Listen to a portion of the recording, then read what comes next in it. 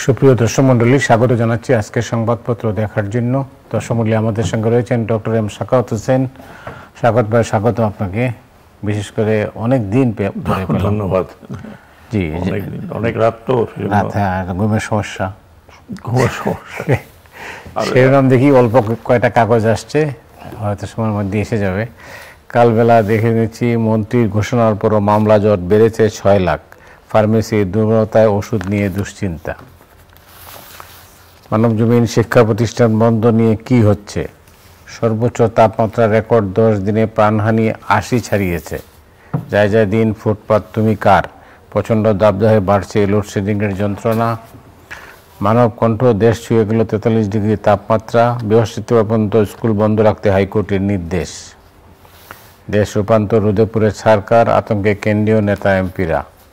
সময়ের আলো, কমে গেছে খাদ্য মজুদ, মালয়েশিয়া সিন্ডিকেটে হুসাইন। প্রতিদিনের বাংলাদেশ উপাচার্যের এত অনিয়ম, ব্যাংকে ডলারের মজুদ কম, ফের চড়তে পারে বাজার। খবরের কাগজ, আবহাওয়ার দ্বিমুখী চাপ, মৌসুমে উত্তপ্ত দিনের রেকর্ড। করতোয়া বৃহস্পতিবার পর্যন্ত স্কুল বন্ধ, কোথাও বন্ধ কোথাও খোলা। TBS how forced bank merger initiatives backfire. শিক্ষা প্রতিষ্ঠান বন্ধ নিয়ে নাটকীয় কিছু সিদ্ধান্ত হচ্ছে। সাধারণত সিদ্ধান্ত হওয়ার কথা মন্ত্রণালয় থেকে, কিন্তু চূড়ান্ত সিদ্ধান্ত দিচ্ছে আদালত।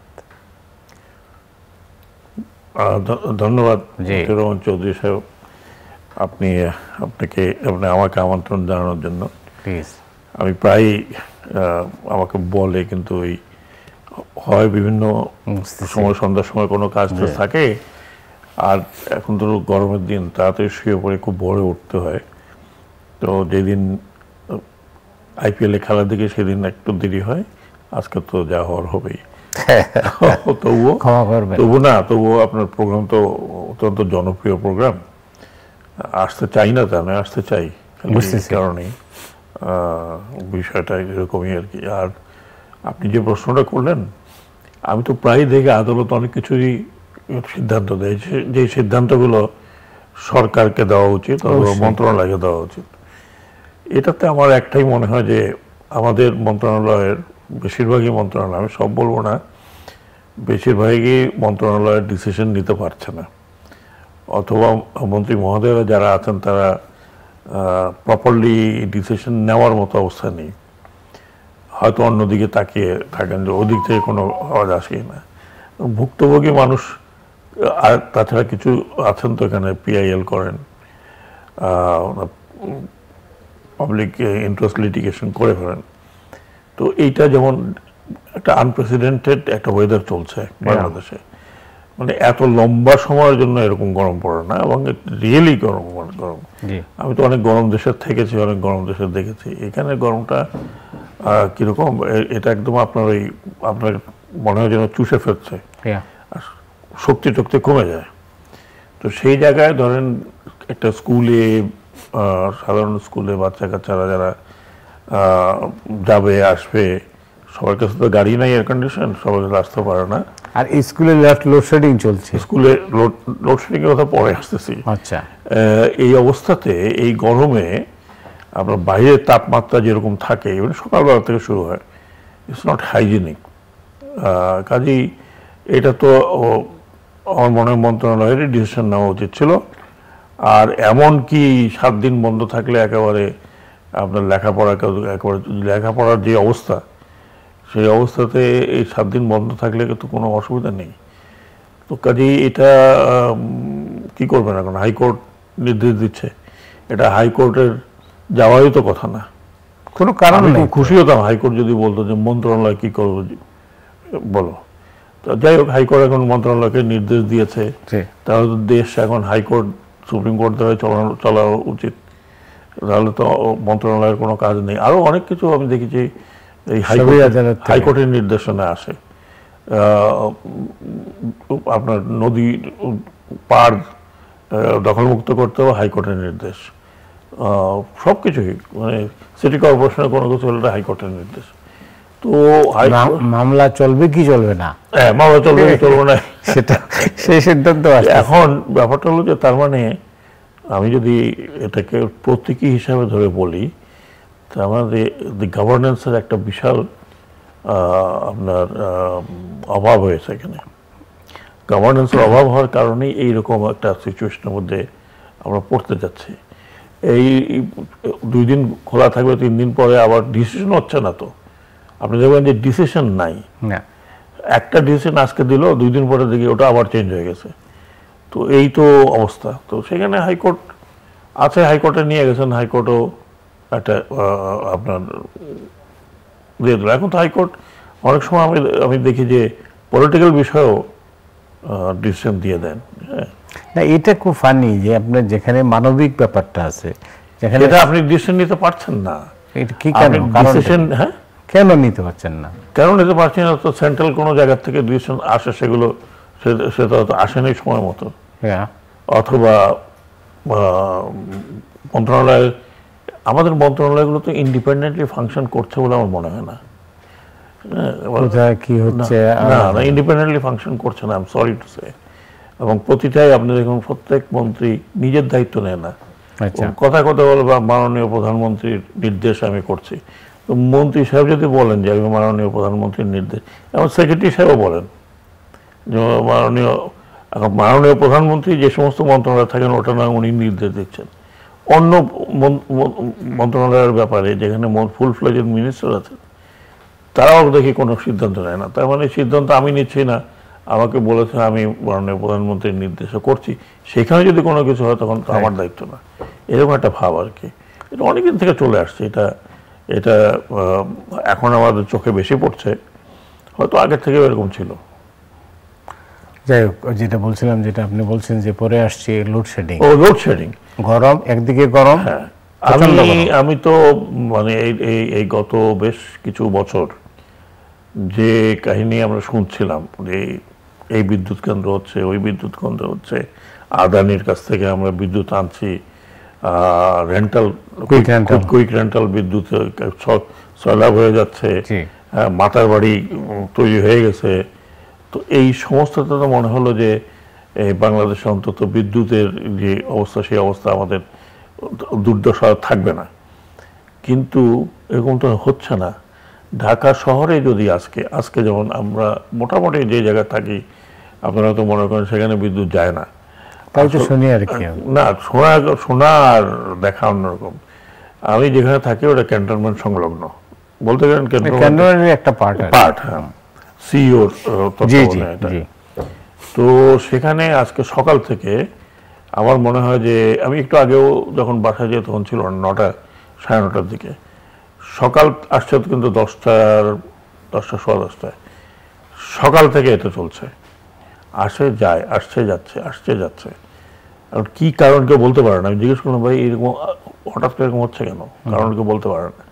তার মানে যদি রাজধানী শহর, সেখানে যদি এই অবস্থা হয়, বা এমন জায়গায় যেখানে আপনাদের মতে যে বিদ্যুৎ বেশি যাওয়ার কথা না, সেখানে যদি এরকম অবস্থা হয়, তাহলে আউটলাইন যে ডিস্ট্রিক্টগুলো সেখানে কি অবস্থা, বা যেগুলো আমরা বলি যে একেবারে গ্রাম পর্যন্ত বিদ্যুৎ নিয়ে গেছে, সেখানে কি অবস্থা। তো এটা তো বোধগম্য নয় যে এত কিছুর পরে বিদ্যুতের এই সমস্যা গেল কোথায়। যেটা আমরা ফিউল পাচ্ছি না, বা আমরা অন্য কোনো এনার্জি পাচ্ছি না। তো কয়লার তাপ বিদ্যুৎ কেন্দ্র হলো, সেটারই বা কি হলো। মাতার বাড়ির আজকে পেপারে দেখলাম যে সেকেন্ড ইউনিট হচ্ছে না, কারণ জাপানের কাছে পয়সা নাই, জাপান পয়সা দিচ্ছে না, জাপান ফান্ডিং বন্ধ করে, হয়তো বন্ধ করবে, কারণ পত্রপত্রিকায় দেখছি যে ডেট সার্ভিসিংগুলো ঠিক মতো হচ্ছে না। তো সেই জায়গাতে সরকারের যে উন্নয়ন প্রকল্প বা যে উন্নয়ন প্রোগ্রেস, সেটা তো আমাদের টাকা দিয়ে হচ্ছে না। আমাদের টাকা তো এখন আর নেই বলতে গেলে। তাহলে এই এত প্রকল্পের কি হবে? বিশেষ করে যেগুলো এসেনশিয়াল প্রকল্প, সেগুলোর কি হবে? তো এটা এখন আগামীতে তো অর্থ সংকট যা শুনি, এত আরো হবে বলে মনে হচ্ছে। কেন আমাদের তো মানে কোনো সূচকই কিন্তু সবই নিম্নমুখী।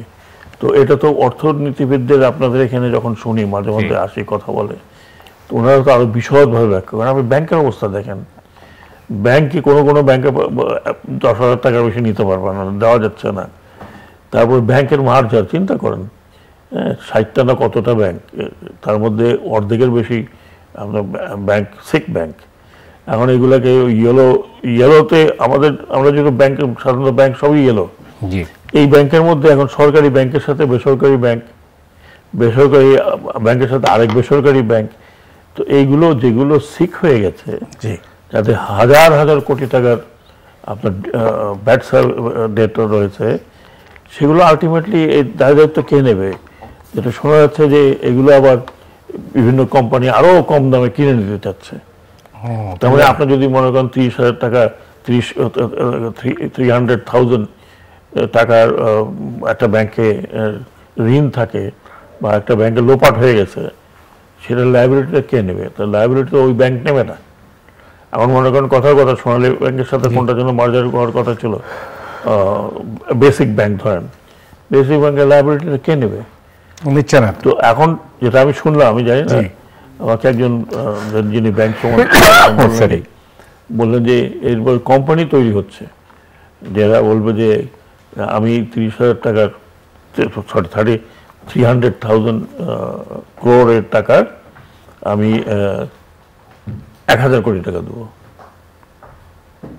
যদি দাও তাহলে দাও, আমি এই 1,000 কোটি টাকার লাইবিলিটি নিব, বিক্রি করে দেওয়া যাবে, সে বাকিটা উঠায় নেবে। এরকম শুনছি, আমি জানি না সত্যি হতে পারে, বাইরে শোনা যায় তা তো হয়, বাইরে এরকম একটা অবস্থা হতে পারে। তো এই অবস্থা হলে এর মধ্যে যখন আমার প্রশ্ন হলো, যখন ব্যাংকগুলো দেওয়া হয় তখন কি যারা ব্যাংক দিয়েছে তখন তো এই অবস্থা ছিল না, এই অবস্থা ছিল না, কিন্তু এই অবস্থা যে সব সময় থাকবে তেমন তো কোনো কথা নেই। আপনি দেখেন মিডল ইস্টের অবস্থা খুব খারাপ, তো ইরানকে ধন্যবাদ দিতে হয় যে তারা আবার পাল্টা আক্রমণ করা নেই, বা ইসরায়েল আরো বড় ধরনের আক্রমণ করা নেই, তাহলে তো এখন আপনি মিডল ইস্টে আগুন জ্বলতে, তাহলে আমাদের কি হতো সেটা। তারপরে একটা টেনশন তো আছে মিডল ইস্টে, তারপরে আপনার ইউক্রেন যুদ্ধ চলতেছে, তো চলতেই আছে, কিন্তু আজকে 2.5 বছরের মতো। তো এগুলো তো আপনার ওইখানকার ইকোনমিক সমস্যা তো কোনো হুতিরা কোনো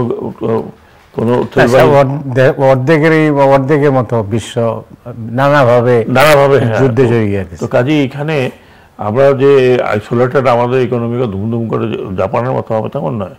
জাপান কেন টাকা দিতে পারছে না বা দিচ্ছে না, এটাও তো একটা ভাববার চিন্তা করার বিষয়। তো অর্থনীতি জ্বালানি সেক্টরে কিন্তু নানা সংকট, জ্বালানি সেটা তো দেখতে পাচ্ছি। হ্যাঁ, তো ওগুলো সবগুলো কেমন যেন মানে এই অনেক সমস্যা সৃষ্টি হচ্ছে। আবার একটু আগে শুনলাম যে, শুনতেছিলাম আজকে না কালকে, যে বাংলাদেশ ব্যাংকে কোনো জার্নালিস্ট যেতে পারবে না, বন্ধ। হ্যাঁ, তো বন্ধ, কোনো ব্রিফিং দেবে না। তো এইগুলো কিসের আলামত? মানে আপনি কি লুকানোর চেষ্টা করছেন? হ্যাঁ, বাংলাদেশ ব্যাংকে ঠিক আছে, আপনি বাংলাদেশ ব্যাংকের অনেক জায়গা আছে যেখানে আপনি হয়তো যাওয়া যাবে না, কিন্তু একটা ব্রিফিং তো হতে পারে, এটাও বন্ধ হয়ে গেছে, সেটাও বন্ধ হয়ে গেছে। তাহলে আমরা কি বুঝতে পারবো? কি আমরা তো বুঝতে পারবো না। আমরা তো এইগুলো আলামত দেখেই বলতে পারি যে এখানে সমস্যা, ওখানে সমস্যা, সেখানে সমস্যা। তো আমি জানি না, মানে আমরা তো বলতে গেলেন দিন আনি দিন খাই, তাদের কি অবস্থা হবে, আমাদেরই কি অবস্থা হবে? জিনিসপত্রের দাম তো কমে নাই। মোটা চাল তো 50 টাকা, 40, 50, 60 টাকার নিচে নাই। ওই দিন একটা তরমুজ কিনতে গেলাম, ভালো যে দাম কমছে, 75 টাকা কেজি। আচ্ছা, কেজিতে তরমুজ কি কখনো বিক্রি হতো? হচ্ছে, আমি তো হতো না, হচ্ছে, রাইট। হ্যাঁ, 75 টাকা তরমুজ। তা আপনি এই তরমুজ তো আগে দেখতাম যে মানে সাধারণ মানুষের একটা খাওয়ার, গরমের দিনে খাওয়ার ব্যাপার ছিল। এটা তো বিদেশ থেকে আনতে হয় না, এটা বিদেশ থেকে আনতে হয় না। তো এই অবস্থা কেন? যেখানে গ্রো করে ওখানে 15, 20, 30 টাকা পাওয়া যায়, এখানে আস্তে আস্তে 75 টাকা। একবার দেখলাম যে ওই রোজার সময় মেসের সাহেব বেরোয় বিক্রি করতেছেন কত অল্প দামে, উনি যেই চলে যাচ্ছেন আবার ওই একই অবস্থা। বাজার তো এইভাবে নিয়ন্ত্রণ হবে না, দুর্বলতা বাজার কখনো নিয়ন্ত্রণ হয় না। আপনাকে মূল সমস্যাটা কতটা যদি বের করতে না পারেন, চাঁদাবাজি, সবাই চাঁদা নেয়, একটা ট্রাকে কোনো কিছু আসলে চাঁদাবাজি শুরু হয়। এটা বন্ধ করতে না পারলে তো আমরা তো 75 টাকাকে এখানে কেজি হবেই। সেটাই। এর মধ্যেই কিন্তু একটা আয়োজন চলছে নির্বাচনের, জি, উপজেলা নির্বাচন, কেমন দেখছেন? একটু আগে আমি দেখছিলাম কোন এক জায়গায় একটা উপনির্বাচন হচ্ছে। আচ্ছা, এক ডিআইজির ভাই তিনি নমিনেশন নেবেন আওয়ামী লীগ থেকে। আচ্ছা, ভাই আসেনি, ডিআইজি সাহেব ইউনিফর্ম পরলাম আমি, এই ইউনিফর্ম পরে পার্টি অফিসে আসেন ভাইয়ের তরফ থেকে নমিনেশন দেওয়ার জন্য। ও গড। জি, আমি এক কথায় আপনার নির্বাচনের কথা বললাম। বুঝতেছি। এই নির্বাচন তো একটা আরো একটি মজার জিনিস হচ্ছে, এটা মার্কা ছাড়া, মানে মার্কা মানে আপনার এই দলীয় প্রতীক ছাড়া, দলীয় প্রতীক ছাড়া, সরকারি দল বলছে আমরা প্রতীক দেব না, আমরা আর আর আর যে রেস্ট্রিকশনটা ছিল আপনার ইন্ডিপেন্ডেন্ট ক্যান্ডিডেট, সেটাও একটু শিথিল করেছে। কিন্তু দলের থেকে বলা হয়েছে যে মন্ত্রী এমপিদের আত্মীয় স্বজন দাঁড়াতে পারবে না। এটা তো কোনো আইনে বাধা নেই, এক নম্বর। দুই নম্বর হচ্ছে যে এখন দেখতেছে যে কয়েকজন মন্ত্রী এমপি বলছে কেন হবে না, আমার ছেলে, আমার ভাই, আমার অন্যরা যদি রাজনীতি করতে পারে তাহলে ইলেকশন করবে না কেন, পারবে না কেন? এখন এটার উদ্দেশ্য ছিল দুটো, যেটা আমি মনে করি। একটা ছিল যে প্রভাব বিস্তার করে, যেভাবে একে তো ধরেন মানে গ্রাউন্ড লেভেলে অ্যাডমিনিস্ট্রেশন তো বেশিরভাগই দলীয়করণ হয়ে গেছে, তারা তো আর তাদের নিজস্ব কোনো কিছু করার উপায় নেই। তারপরে দ্বিতীয়ত হচ্ছে যে এইরকম প্রভাবশালীরা হলে অন্য যারা দাঁড়াবে পার্টির মধ্যে থেকেই একটা ক্ল্যাশ হবে এদের মধ্যে, সেটাও তো বন্ধ করতে গিয়েছিলেন, কিন্তু এটা তো কেউ মানবে বলে মনে হয় না। দু চারজন যাদের সমস্যা হয়েছিল তারা ছাড়া। তো এখন এই নির্বাচনটি আবার হচ্ছে একদলীয়, মানে বলতে গেলে একটাই দল যাও মানে সিটে পোটা, কিন্তু বিএনপি এবং জামাত থেকে ওদেরকে বের করে দিচ্ছে, ওরা তো বের করে দিচ্ছে, তারা তো আর দল নাই, যে তারা এদিকেও নাই ওইদিকেও নাই। তো কাজে এটা ওরকমই জাতীয় সংসদ নির্বাচনের মতোই হবে। তার মধ্যে এই একজন নির্বাচন কমিশনার বলছেন আপনাকে সহযোগিতা, আপনার নির্বাচন কমিশনার ভোটার ছাড়া, ভোট চুন ছাড়া যেমন মানে পানের মতো হয়, এবং ঠিক ভোটার ছাড়াও কিন্তু ভোটটা সেই রকমই। না, এটা বলেছেন বোধহয়, কে বললেন, দাঁড়ান দেখি, কমিশনার না, ওই যে কি সুলতানা, রাশিদা সুলতানা। তুমি তো ঠিকই বলছো না, এটা বলছেন, কিন্তু উনি কার উদ্দেশ্যে বলছেন এটা? উনি হয়তো মানে কি বলবো, নিজের উদ্দেশ্যেই বলতে পারেন, অথবা আন্তর্জাতিক অঙ্গনের কথাটা বলে রাখলেন যে ভাই আমরা তো চেষ্টা করছি, হ্যাঁ, ভোটার না আসলে আমরা কি করব, হ্যাঁ, তো আমরা তো বলেই দিচ্ছি যে ওই চুন ছাড়া পান আর ভোটার ছাড়া নির্বাচন। তো এটা তো আবার ওনারা নিজেরাই দেখাবেন যে 50%, 60%, 70% জাতীয় সংসদ নির্বাচনের মতো। একবার বললেন তাদের ওয়ালে দেখলাম যে 22% না কত পার্সেন্ট, সেটা লাস্টে এসে বললো যে এক ঘন্টার মধ্যে 40% হয়ে গেছে। তো এটা তো ওনারা এসব কথা বলতে লাভ নাই। আপনি দেখবেন যখন রেজাল্টটা আসে কত পার্সেন্টে আসে। তো এগুলো ওনারা বলছেন, এগুলো একটু আন্তর্জাতিক পত্রপত্রিকা যাতে বলে যে ইলেকশন কমিশন তো ঠিকঠাকই করছে, ভোটার না আসলে কি হবে না। কিন্তু এই অবস্থার পরিবর্তনটা কিভাবে হবে? এই অবস্থার পরিবর্তন হবে যতক্ষণ পর্যন্ত আপনার এটা কন্টেস্টেড ইলেকশন না হবে, ততক্ষণ পর্যন্ত আপনার এই অবস্থার পরিবর্তন হবে না। এখন মনে করেন যে উপজেলা ইলেকশনে নিজেদের মধ্যেই লোকে বলে আমার যেহেতু লাভ নেই, আমাদের দলই তো জিততেছে, বা আমাদের যার জিতা সে জিততেছে, ভাই আমরা জানি কিভাবে জিতবো, এই রোদের মধ্যে গিয়ে কেন বা এই গরমের মধ্যে আমি ভোটটা দিতে যাবো কেন, কি হবে না হবে রেজাল্ট আমরা জানি। জাতীয় সংসদ নির্বাচন তো তাই হয়েছে, যেই আসুক এক দলেরই লোক আসতেছে। কন্টেস্ট যদি আপনার না থাকে, কন্টেস্ট এই যে এখনো ধরেন ইন্ডিয়াতে ইলেকশন হচ্ছে, ইন্ডিয়াতে এবার যে সমস্ত ইলেকশন হচ্ছে অনেক কিছুই দেখছি, এখানে যেই প্র্যাকটিস হয়েছিল সেগুলোরই অনেকগুলো রিপিট দেখছে। বাট ইভেন দেন মানে কার্বন কপি, কিন্তু ইভেন দেন সব কিছু তো করতে পারেন না। ওখানে তো পার্টি আছে, ওখানে তো আপনার প্রান্তিক পার্টিগুলো আছে, নির্বাচন কমিশন এবং নির্বাচন কমিশন এবার নিয়ে নির্বাচন কমিশনের ঘাড়ের উপরে চেপে পড়ছে লোকজন। তারপরেও ওখানে তো আপনি ধরেন এরকমভাবে সরকারি আমলাদের ভিতরে এরকমভাবে একটা দলীয়করণের প্রভাব পড়েনি। তারপরে ধরেন স্টেটের নিজস্ব পার্টিগুলো আছে, সো ওইখানে আপনার ওইখানে লোকে ভোট দিতে চায়, ওদের স্ট্যান্ডার্ডে 60% 65% লোক হয়, that is more than enough. কিন্তু কন্টেস্ট হচ্ছে, কন্টেস্ট তো হচ্ছে। আমরা ওয়েস্ট বেঙ্গলের কথাই ধরি, যেটা দেখতে সেখানে তো কন্টেস্ট হচ্ছে, 3টা পার্টি তো আছে সেখানে, বড় পার্টি, কংগ্রেস আছে, বিজেপি আছে, তৃণমূল আছে, সেখানে একটা কন্টেস্ট হচ্ছে বলেই লোকজনের সেখানে আপনি দেখবেন যে ভোটার টার্ন আউট তাদের স্ট্যান্ডার্ডে যথেষ্ট আছে। এবার নাকি বেশ ভালো টার্ন আউট আছে এই ফার্স্ট রাউন্ড সেকেন্ড রাউন্ডে। তো কোথাও কোথাও টার্ন আউট কম হচ্ছে, কারণ প্রচুর গরম, আর তারপরে টার্ন আউট কম হলে আবার শাসক দলেরও একটা সমস্যার কারণে টার্ন আউট কম হচ্ছে।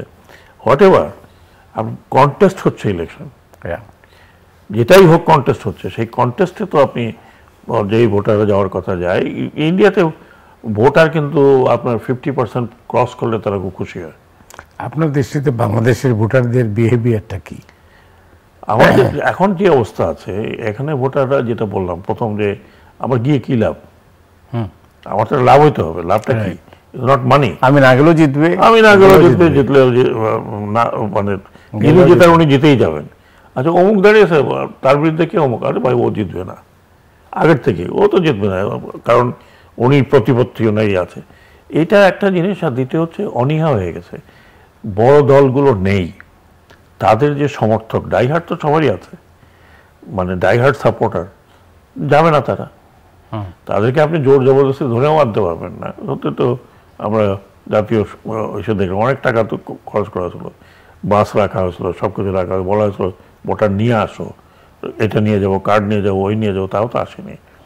সো আমাদের এখানে এটা কমপ্লেক্স হয়ে গেছে যে প্রপার আপনি কেন ভোট দিতে আসে নাই, এটা করতে গেলে আপনাকে অনেকগুলো কারণগুলো খুঁজতে হবে। যেমন হয়তো সে প্রথমে বলবে যে, যদি সত্যি করে বলে আমি যাই নাই, আমার আমার প্রার্থী নাই, এটা একটা। দ্বিতীয়টা বলবে, স্যার এত কষ্ট করে 1 মাইল হেঁটে বা 2 মাইল হেঁটে এই কষ্ট করে আমি যাব, আমি তো জানি না গেলেও জিতবে, না গেলেও জিতবে। আর কে জিতলো না জিতলো স্যার আমার সাথে তার কোনো সম্পর্কই হয় না, right? So why should I go, কোনো কন্টেস্ট নাই। হ্যাঁ, তো সো এই আপনি 3টা-4টা বড় বড় এগুলো মানে রিজনগুলো পাবেন আপনি যদি সার্ভে করেন এখন। তো আমাদের দেশে সার্ভে হয় না, হওয়া উচিত, তাহলে আপনি বুঝতে পারবেন যে কিভাবে, বা রিসার্চটা করলে কিভাবে বোঝা যায় কিভাবে মানুষের যেটা বলছেন যে মানুষের যে অনীহা, এই অনীহা কাটাতে হলে এই যেভাবে যাচ্ছে এইভাবে আপনি কত বছর থেকে এই প্র্যাকটিস চলছে। তো সো আমি তো মনে করি ভাই আমার জানি লাভ কি, আর আমাদের এখানে 6% ভোট পড়ছে, যায় নাই, যায় লাভ কি? যে আমি ভোট দিতে গেলেও যে জিতবে, না দিলেও সেই জিতবে। আর তো আমার তো কাছে চয়েস নাই, আমার কাছে অ্যাকচুয়ালি কোনো চয়েস নাই। তো সেই কারণে আমি কাজ করা বা ঘুমায় থাকো বা গল্প করবো, আড্ডা মারো। হ্যাঁ, তো এই অবস্থায় এই অবস্থায় আমরা কন্টেস্টেড ইলেকশন না হলে এই অবস্থাতে বের হবে না, পরিবর্তন হবে না। অনেক ধন্যবাদ আপনাকে। Thank you very much. দর্শক মণ্ডলী, আজ রাতের মধ্যে এখানে বিদায় নিচ্ছি, আগামীকাল আবার দেখা হবে। শুভরাত্রি।